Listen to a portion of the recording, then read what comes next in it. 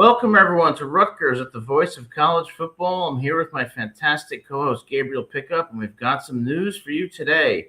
First, Mascoe enters the transfer portal, and we're going to also talk about the general state of the defense going forward into 2026.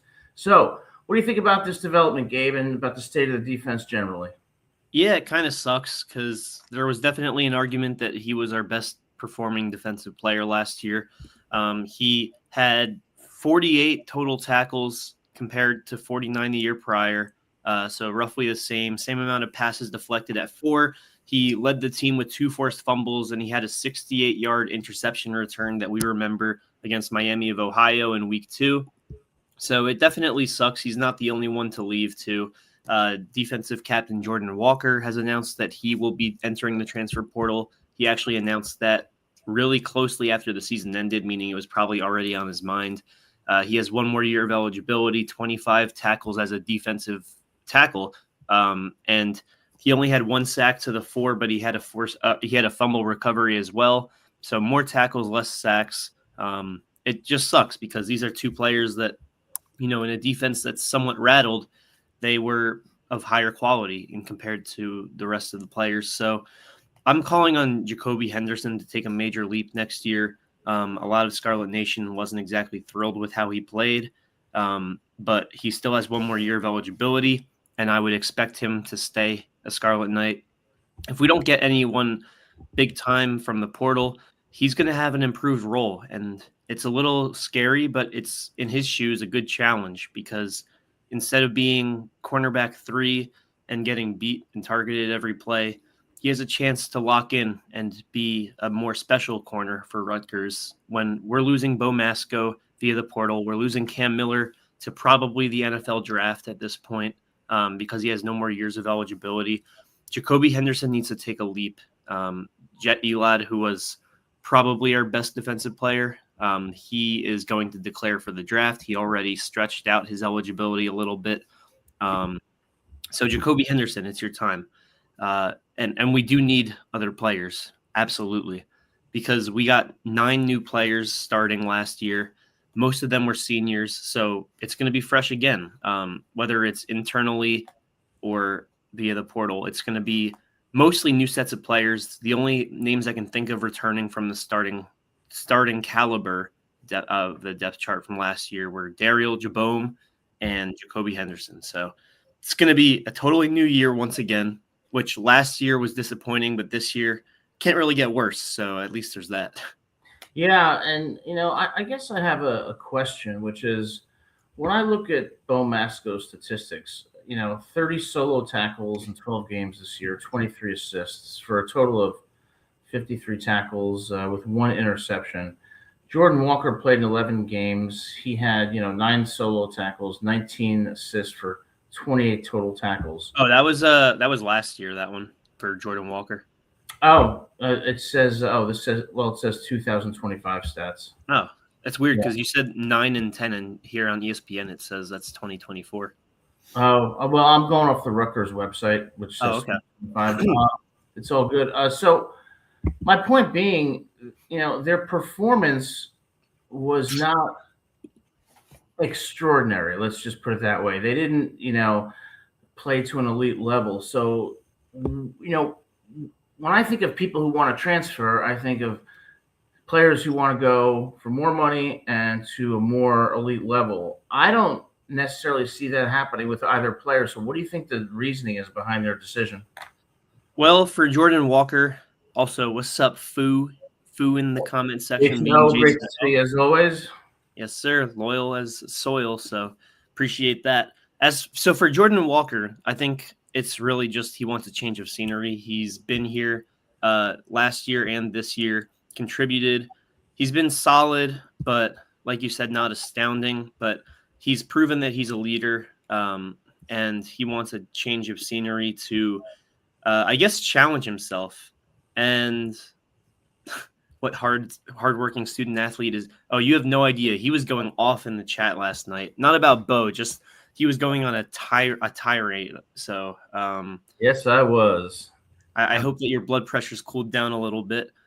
No, it hasn't. I'm getting ready to explode, so you should keep talking so I don't go off the rails. Cool. So Jordan Walker, like I said, I think he wants a challenge and he wants a new culture. I just feel like at this point maybe he doesn't like Rutgers that much. I'm not trying to put words in his mouth. If he has his own reasons, then so be it. For Bo Mascoe, he is transferring for one of two reasons, and I can't think of any others. One is he wants to go to a better school, maybe be cornerback 2 or 3, or maybe even 4, and work up the depth chart and try to be on a winning team, better culture, and present himself as a prospect in the NFL that way. The other reason that I can think of is the polar opposite. Maybe he wants to go to a G5 school or Pac-12, Big 12 school, ACC, be cornerback 1 on a team that is probably worse than Rutgers, but he gets his chance to shine. So those are the 2 reasons I can think of. And also, in a worse program, he would probably get more money. So it's one of those 2 reasons. I still wish Bo the best of luck because Bo knows he's played here for 3 years. He has 99 total tackles, 58 solo, 48 assisted, 8 pass deflections, 2 forced fumbles, 2 interceptions for 68 yards of return. And he had himself an okay year last year in a defense that was throttled with injury, throttled with inconsistent play. Yeah, and one of the things you mentioned before was, not just about Bo Mascoe or Jordan Walker. It's also about the defense and the fact that we're not going to have more than a couple players who are starting back on defense. So it's going to be an entirely new defense. And one of the concerns I have is who's that going to be and what kind of depth we're going to have. Because, when I look at the team statistics from this year, our defense allowed an average of 31.8 points per game. Yeah. They allowed 279 first downs, 118 rushing, 142 passing. They allowed, total rushing yards of 2,519 and total passing yards of 2,675. So that tells me that offenses were not only enabled to move the ball substantially, but they were also able to do so in a balanced way. And that led to really a wasted season for an offense that was quite good and, up there in the Big Ten. So my concern is we say it can't get any worse, but this year our defense had a lot of transfers. I suspect next year will be the same thing. What gives us any reason to think it's not going to be the same or if not worse? And, Jason says, what hardworking student athlete is Adam trashing now? I'll tell it like it is. That's what I'm going to do. I'm going to tell it like it is. And I appreciate and support Rutgers and how hard they work. But hard work isn't enough. I work hard too. Okay? But at some point, production matters and wins matter. And when I look at those statistics on the defensive side, look, let's also go game by game, Gabe. Against Ohio, we allow 31 points. Miami, 17. Norfolk State, 10. But now let's get into the Big Ten schedule.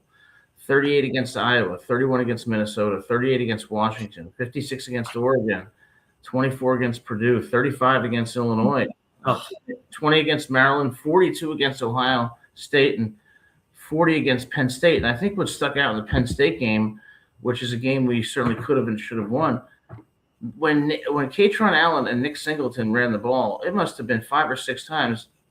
They, first of all, didn't get touched for about 5 or 6 yards, but we're going on these explosive runs. So my point is I'm not as concerned about the transfers as I am about the broader state of the defense.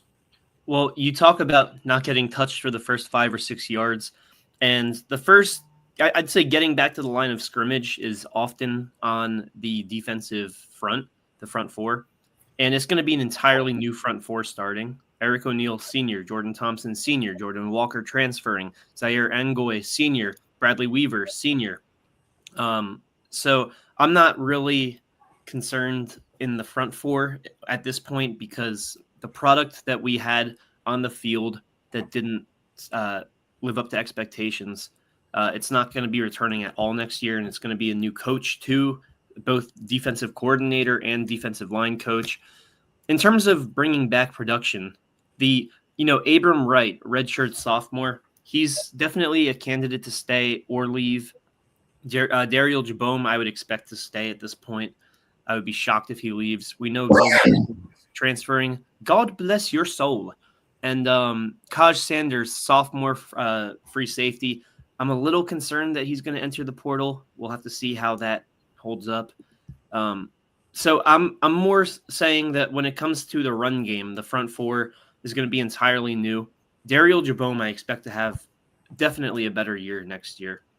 And we need to see who we hire. That's the first step in this is we have 2 weeks until the portal starts officially.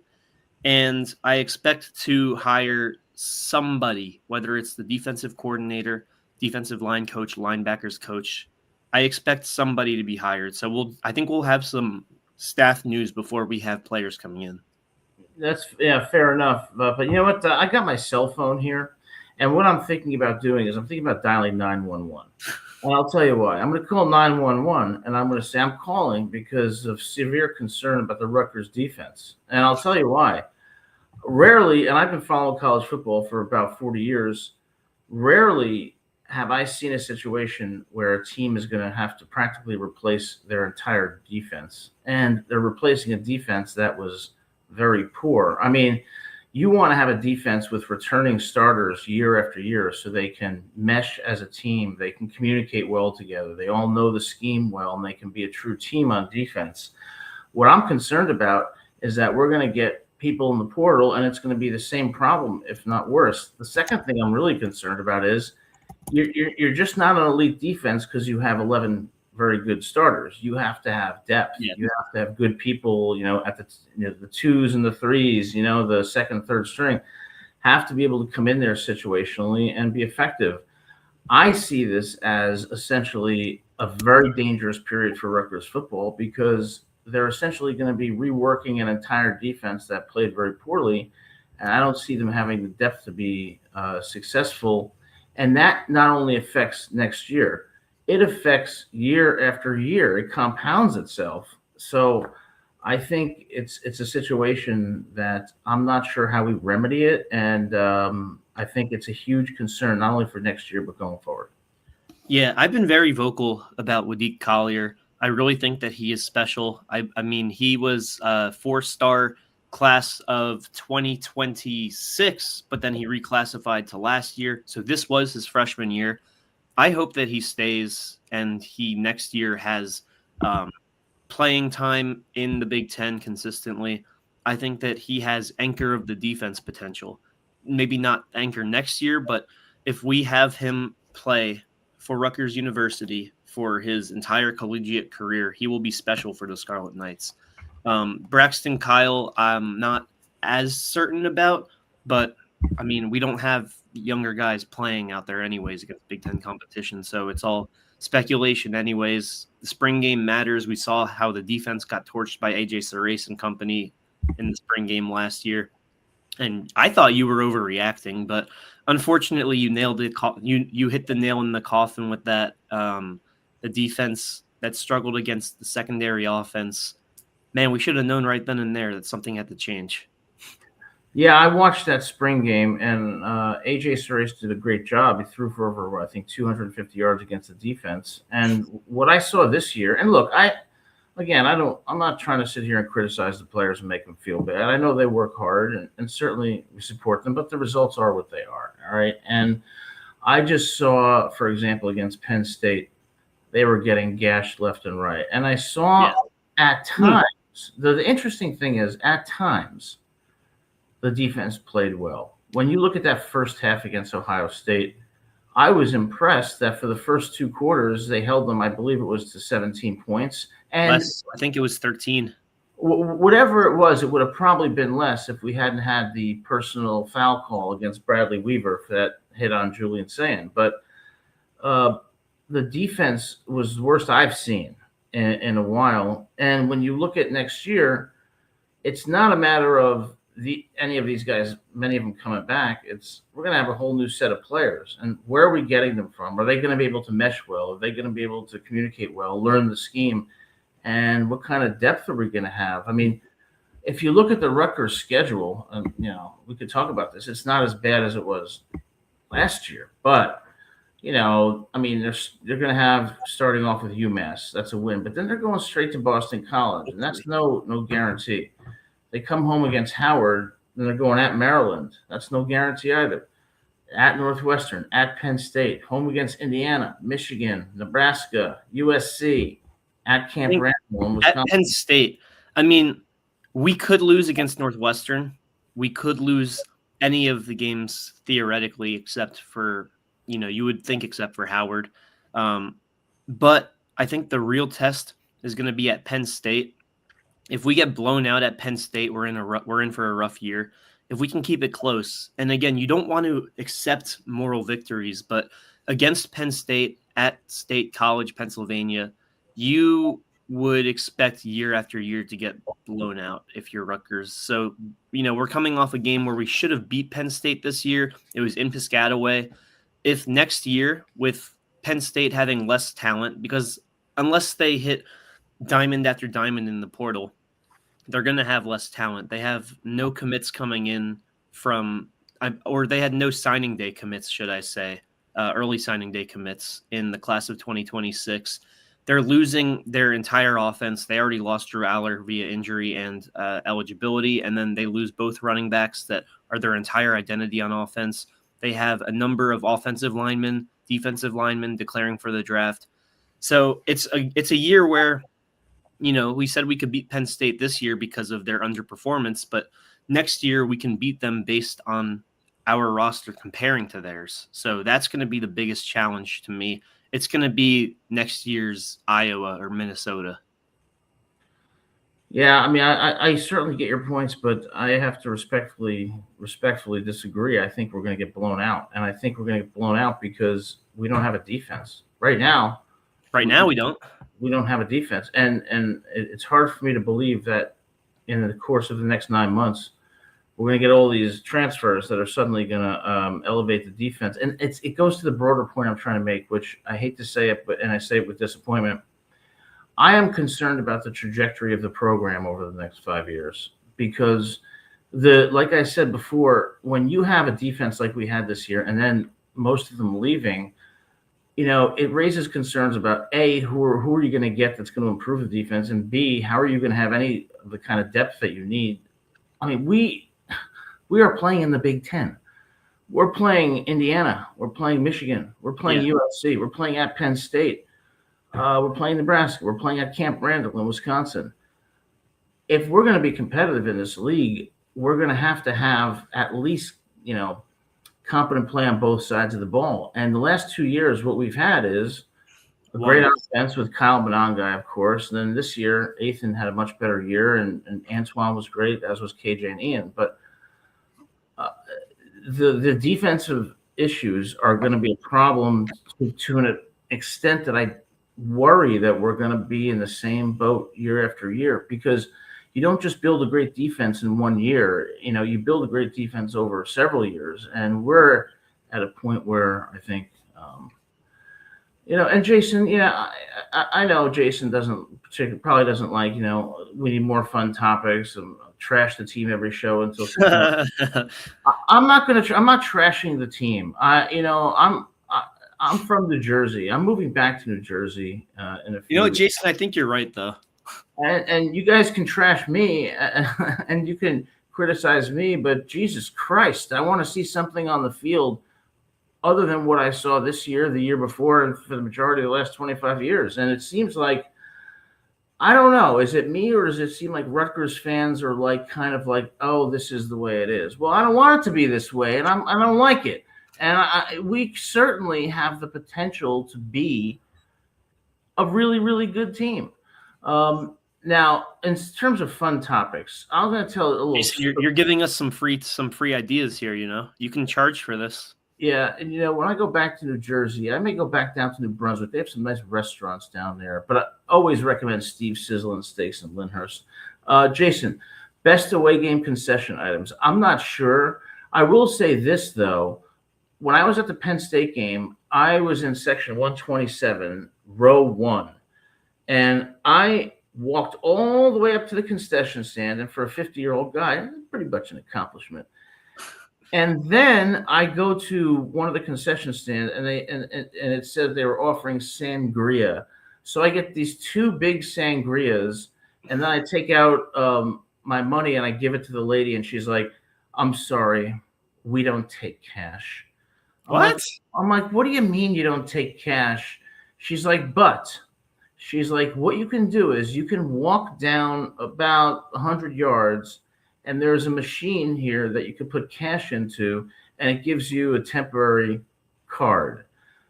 It wasn't 100 yards; it was like a half a mile that I walked all the way across the stadium. Then I went back and got my sangria, and there was like no wine in it. It just tasted like fruit punch. So my And it vote, was cold out. it was freezing. Worst concession stand at Rutgers is the place where they offer the sangria. Don't go there. It's in section 127, right above. So are you calling for its dismantlement because of that whole experience? I am calling for it to be dismantled, and I am calling for the North Texas quarterback to come to Oh, Rutgers dude. for a quarterback competition. Drew Messmaker, if you come here, okay, there's not going to be a quarterback competition if he comes here. He is quarterback one if he comes here. Most passing yards in all of FBS. And he has, I believe, North Texas, AAC, not ACC, but they have played some really good competition this year. They played Tulane, and that was their only loss, but they still put up, I mean, they allowed like 50-something points, but they still put up, I believe 35. Drew Messmaker is a top 10 quarterback in college football, even with the competition being inferior. No, he is. He is. All hail to Drew Messmaker. Come Yes. to Rutgers. But, oh, man, with that being said, he's ending up at Indiana or Penn State. Yeah, that could be the case. And Jason says it's been cashless for years. You know, that's the problem, Jason. I've lived in the South for about 14 years, and I haven't been up with the times. But I forgot to add the detail to the story, which was I took out my bank card to try to pay with that, and it got rejected because the bank in Georgia suspects fraud. So that wasn't fun. But I will tell you something about Shea Stadium against Penn State. It was a great, great atmosphere. I mean, no other stadium do you go to where they're playing Bon Jovi, lighting off little fireworks, and that student section is going berserk. I mean, it was a great New Jersey atmosphere. But I think that, you know, I don't mean to always be negative, but what I would not be negative if I saw progress. And right now I'm concerned about that. But Shea Stadium was definitely cool. Although I couldn't find my car afterwards, so it took me 2 hours to get to my car because I was in the red lot, and I just really blew past it and was somewhere I don't know, and that was unfortunate. But it was a great experience. Yeah, and I still haven't had the privilege of going to a Rutgers game as of yet, but obviously it's the first thing I do once I have money to spend. And we need to backtrack because that was like 5-10 minutes right there of it all started because of freaking Jason O, man, with the ranking cheerleaders or something.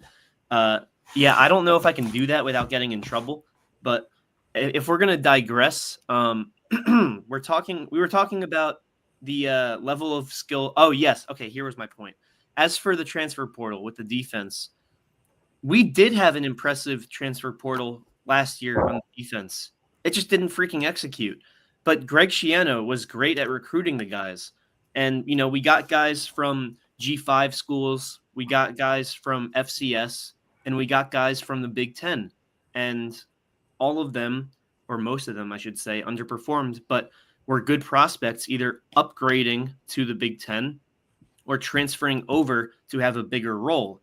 So if he can do that once, and we had very, very bad luck when it came to the execution, he can do it again. His whole recruiting thing is, I am a defensive-minded coach. Even if we have no defensive staff right now, trust me, I am the first in command when it comes to the defense, and I will get you to the NFL, or I will get you to playing with a competent defender aside from you. So I think that we came into last transfer portal blind on the defense. Why can't we do it again and possibly, instead of performing like a D- or an F on defense, perform like a B or a C?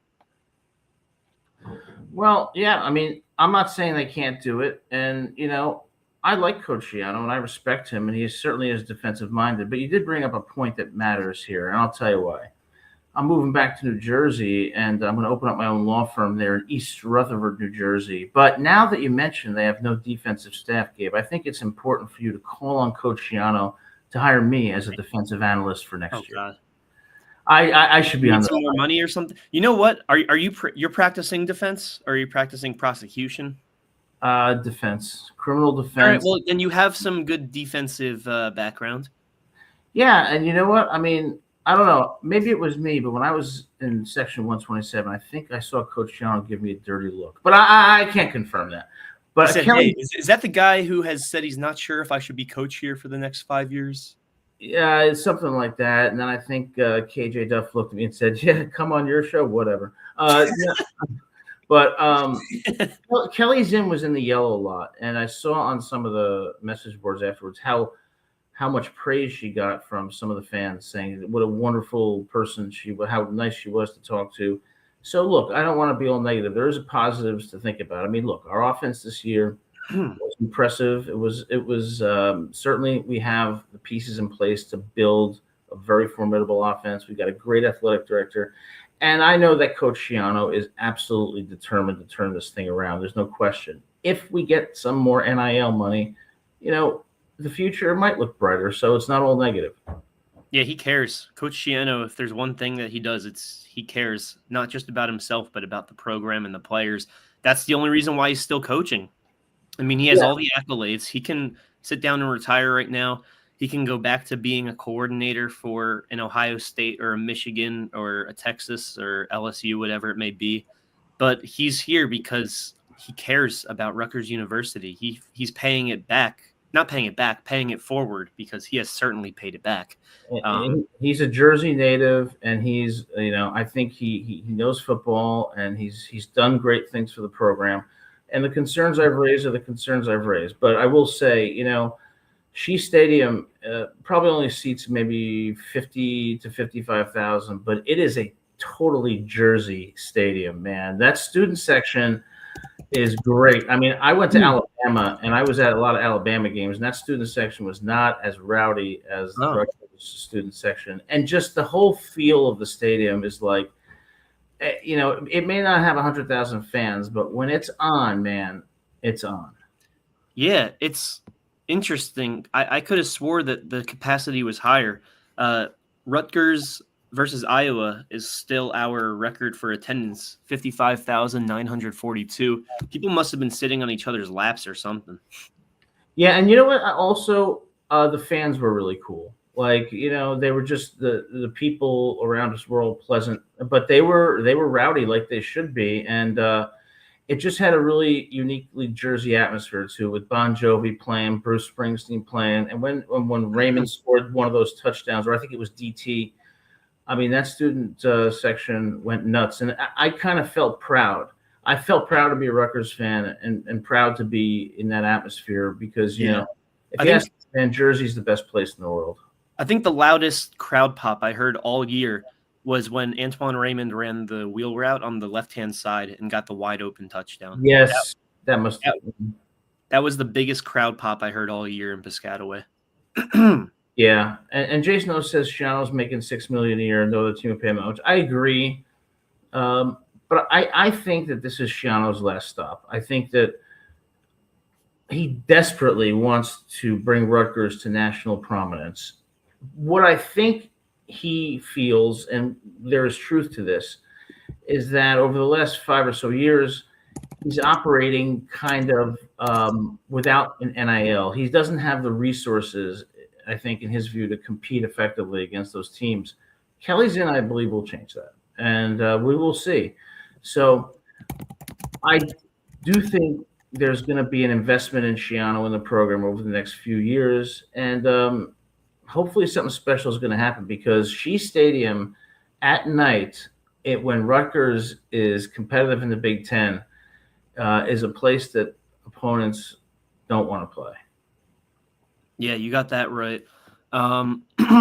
So it's interesting. From Shiano's first stint, when he first took over, we were 2-9. Then we went 1-11. we could have just said, you know what, you're not the guy for the job. But then the next year, 5-7, 4-7, 7-5, and then we all know 11-2. So I guess what I'm saying is with Schiano, if you get impatient with him, just remember he has a history of patience working out. Yeah, I also think that we're in a different posture because Schiano came back, I believe it was in 2020, and we're in 2025, right? But I don't. This is not. I mean, technically, it's going to be his 6th year, but it really is his 1st year because we have new athletic director and because we have a new commitment to NIL.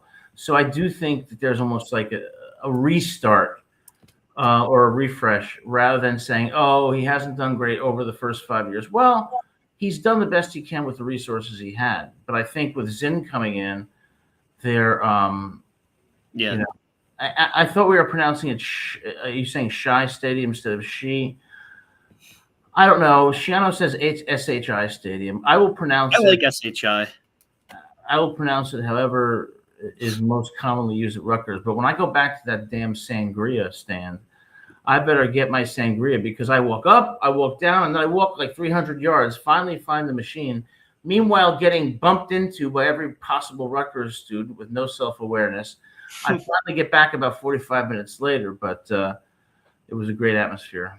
Yeah, I mean, when Schiano first took over, we were coming off a year of 0-7 in the Big East, and then it took us 3 years before we won in the Big East, let alone had a good year, won a game against the Big East with Schiano. So I wouldn't be worried at this point about the Big Ten. I know the Big Ten now is more competitive than the Big East, but guess what? We're more competitive in the Big Ten on a year-to-year basis than we were to start off in the Big East under Schiano. So I'm not saying that next year we're going to go 8-4 and go, 7-1 or whatever it is in the Big Ten, but I am saying that there's a chance that on a year-to-year basis we're not just falling off.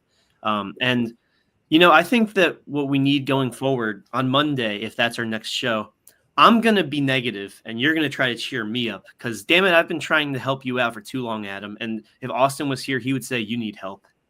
Yeah, and you know what? You have been helpful, and I think during our therapy sessions, you've really helped me become a balanced individual. But, look, it's not all bad with Rutgers. I mean, there were times this year when, look, they were very competitive against Iowa. They should have won against Minnesota. They were winning 13-10 at Washington. So that there were spots in which Rutgers showed, yeah, we can compete with these very good teams in the Big Ten. And look, if you look to the past, there's always 2 memories that stick out in my mind. I believe it's 2006 against Louisville. I think the score was like 28-25. We won that game. And I think in 2014 or 15, we beat Michigan. I think it was like 27 or 26-24. So Rutgers is not one of those programs where, okay, they're just so bad they cannot compete. I think it's more a matter of consistency, depth, and consistency and execution. And if we can get there, it starts with getting some great coaches on defense. I'm surprised you didn't mention 2007 Rutgers at number 2 South Florida as one of those games you remember. Yeah, that's true. I mean, so there were, and I haven't been all negative, but I think I've brought at least what I think would be some perspective that some fans might share. Now, Jason, sure. Learn the school songs and sing them when you're feeling blue. That's a good point, Jason. I need to learn those songs because I've been listening to some dreary songs when I think about Rutgers football, like Both Sides Now and, Never Say Goodbye by Bon Jovi. You can't do that. Never say goodbye. Takes you down. But I do think that there is positives to be taken away. And we also should celebrate. We've got some great players in the NFL that have come from Rutgers. We have a coach who's dedicated, an NIL that's getting, increasing, and an AD that's dedicated to winning, and players who do work hard and play hard. So there's positives to emphasize too. And a year ago at this time, the only AD I would have recognized when it came to Rutgers was Anthony Davis. So I'm happy that we have a real AD. Yeah, and I think when we talk about next year, when I think about KJ, Ian, Antoine, that trifecta right there is Please come if back. they stay, it's going to be something formidable. And from what I saw from AJ Surace, I don't have too much that I've seen from him, but in the spring game, he had a quick release. He had good arm strength. So I do think he can be a successful quarterback, but I do also think we should bring in people that are going to foster competition at every position. And that brings up a name that we haven't talked about all year because this person was injured. What's the status of Doug Blue Eli from South Florida? Well, Yeah. he hasn't declared for the draft, and he hasn't entered the portal or announced his intention to. And when he got hurt, he said, I'll be back next year even better. So at this point, based on what he said and the fact that I haven't heard him tell a lie yet, I like to give people the benefit of the doubt. So with all the evidence presented in front of me, I think he's coming back next year. Okay, well that's good news. Because I'm choosing to believe in humanity. Yeah, I mean, and we should go to a few games next year, and Absolutely. I want to report from the sidelines, and maybe if. What do you think you're going to do with my application to become a defensive coach? I imagine it's kind of flu season right now, so maybe if they're out of tissues, maybe they need something to sneeze into. I'm wondering if I'll get just a rejection letter, or I'll get someone showing up at my door in Hasbrook Heights, New Jersey, and punching me in the face. It could be that, but I will say that it was exciting being at the stadium, and that's exactly what I think, Jason. That's how I'm putting it. Until he says he's in the portal, I'm saying he's here. Yeah, I agree. I agree. And who knows? Maybe it's going to be a much improved defense. The offensive line, if the offensive line improves, this is a team that could average 27 points a game potentially, even 30. The problem this year was we're giving up. We're averaging probably around 30 or so, but we're giving up more. Yeah, the defense stand for that. The defensive staff is going to be tricky, and we're going to have to dive deep. The offensive line coordinator, I actually expect that to be an enticing job for somebody. Yeah, I think it will be too, and they've got pieces on offense that I think can be very effective. But we'll see when the portal opens up. What, the 2nd of January? Yeah. All right. So 2 weeks. 2 weeks. 2 weeks. So we're going to celebrate the holidays in the meantime, right? Yeah, Christmas, New Year, transfer day. All right. So I have to ask you the question: What do you want from Santa for Christmas? Well, the thing is, I got a new iPhone, and it's one of the ones with the USB-C portal instead of the typical old school Apple one with the smaller thing on it. And with that, my previous AirPods broke, and I've been using headphones with wired headphones, but it doesn't connect to my new phone. So this past week, what I have been doing, and everyone in the chat, if you can relate, you know how tough this is. I've been going to the gym and working out without music. And it is a struggle to work out without music, especially when you go to a Planet Fitness and all you hear is the nonsense EDM aerobics music, or just no music in general. What they'll do is they'll have 20 TVs playing. It'll be like ESPN, CNN, Fox, whatever. And that's the motivation, is looking around, seeing the headlines, and listening to the garbage music they play at Planet Fitness. Planet Fitness, I love you, but your music selection is crap. And so that's what I'm wishing for from Santa Claus this Christmas is some AirPods for sure. Absolutely. And I think I've been a good boy this year. So what I want for Christmas is a new rowing machine because, I'm on this exercise kick now, and my rowing machine is kind of broken down a little bit. But Tom 4733 says, "Where'd you hear the amount NIL is raised so far?" Tom, I'm going to look for that because when I was at the Penn State game, I was on my cell phone and I typed in just a random Google search, and I saw an article saying that they were about 18 million. But I have to go see if I can find that article. That's your homework assignment for Monday. I know they're going to get about 20 or 20 and a half million from the Big Ten revenue sharing, which I'm sure they'll put some towards NIL. But I suspect that the NIL fund is going to increase rapidly with Zen, and they're going to have enough money to get some competitive players.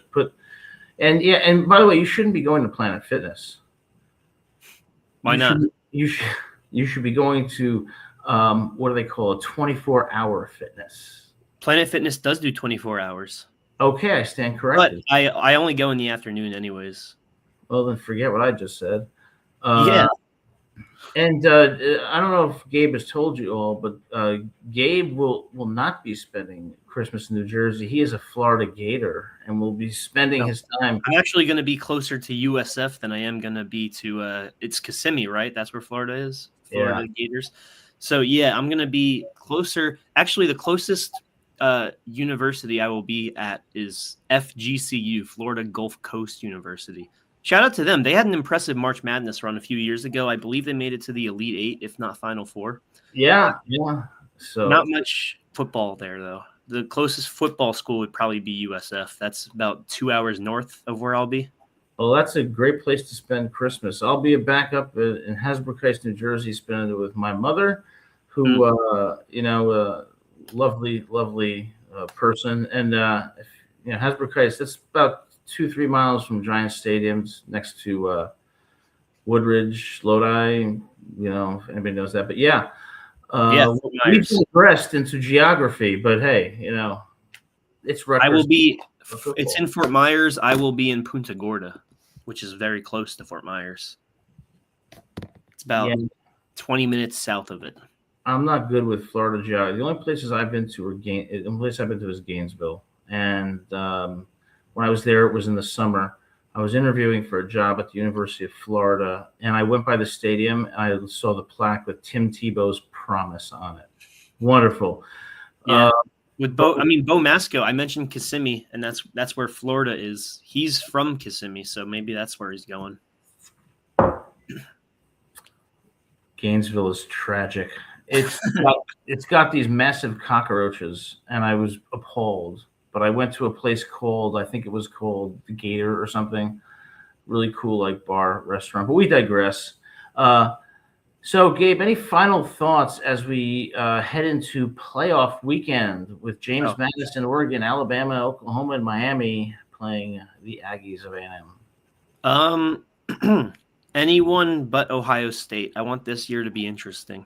I would like Indiana to win because of how quickly they've turned it around. They're sort of I guess they're the pedestal for programs trying to do a quick turnaround. JMU and Tulane, we bashed the format over them because they were the best in their conferences respectively. But it would be cool to see them do well.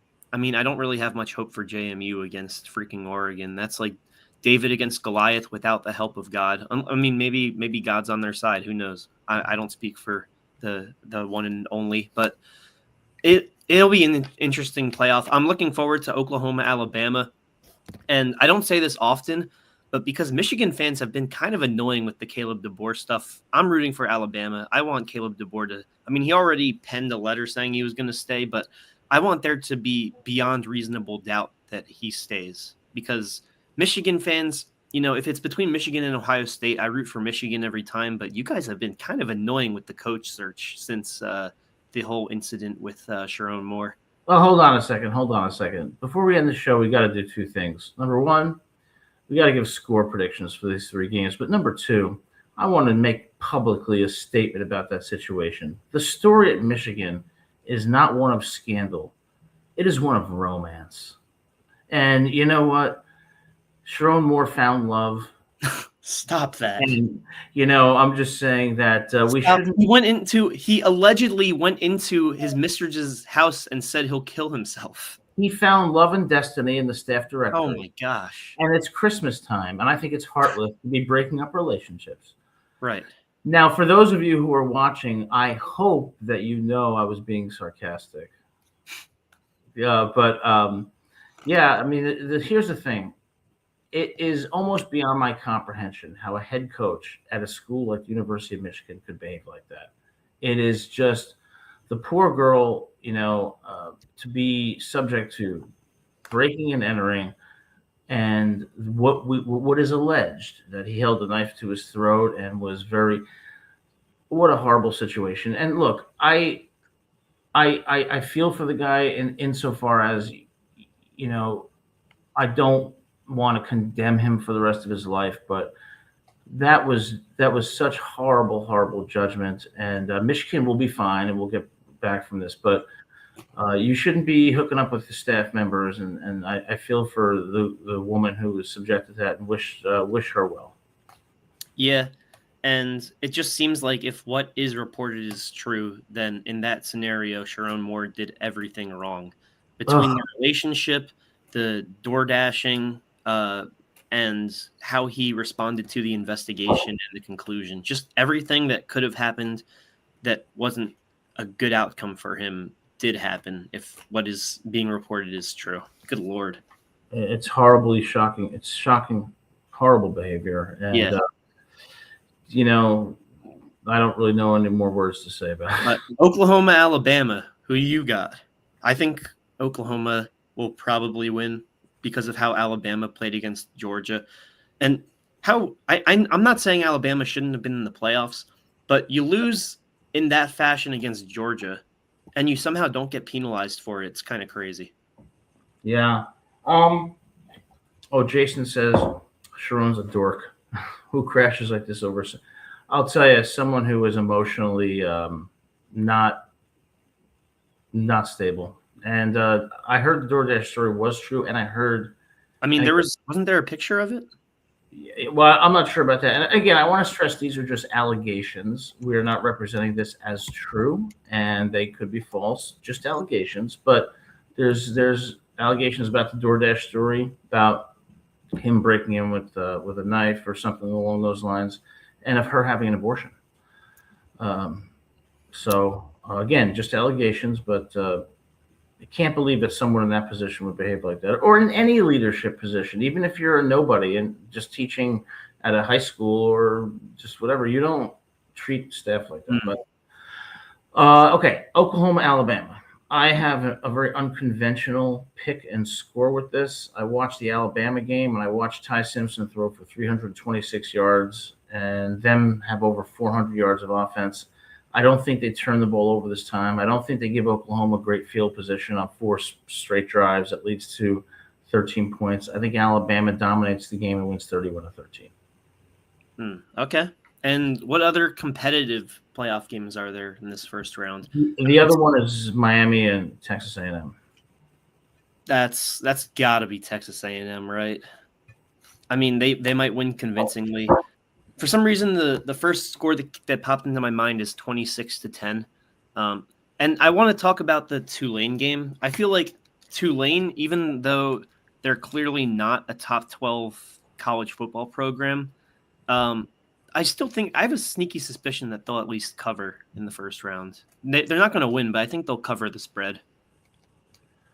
Okay, so with regard to A&M, Miami has a really good team, a really good defense, but I don't trust Carson Beck on the road at Kyle Field. I think it's going to be close, but I think ultimately 30-24 A&M. Now, with regard to Tulane, it's interesting that you bring that up because, in my view, if James Madison was playing Ole Miss, James Madison would have a legitimate shot in that game. I don't think Tulane does against Ole Miss. Ole Miss beat them 45-10 earlier in the season. I don't see the same score, but I see something along the lines of like 35-13. As far as James Madison and Oregon, James Madison, I respect them. They're a very, very good program. I mean, 12-1 this year, was in the game against Louisville, beat Washington State. I think that James Madison, though, matching up in Outson Stadium against Oregon, it's a kind of a mismatch, especially on the offensive and defensive lines, 45-13 Oregon. Yeesh. But at the same time, it's a bad score prediction, but it's very much realistic given how Oregon dominated us, and I think that we could beat JMU if we played today without the intent to enter the transfer portal guys, the declaring for the draft guys. If we had this year's roster, I think we could beat JMU. I would love to see that game. because JMU has a very good offense and a very good defense. Their defense is stout. I think if they played us, I think it would be something along the lines of 34-31 Rutgers. I'm saying, yeah, 30-27 Rutgers. And between you and me, me versus Gabe, the score right now is 20-20, and we're heading into overtime. So we'll see how this pans out, right? Yes, sir. All right, and guys. Unless there's any crazy news that happens today like there was yesterday, or between now and Monday, then it's back to Mondays. Yeah, guys, thanks so much for being here. Gabe, as always, thanks for your great insights. And we'll be back here Monday at 7 p.m. And we'll be back whenever there's breaking news. And certainly after January 2nd, we expect to be here a lot, given that the portal opens. But until Monday at 7 p.m., go Scarlet Knights. Go Scarlet Knights. Take care.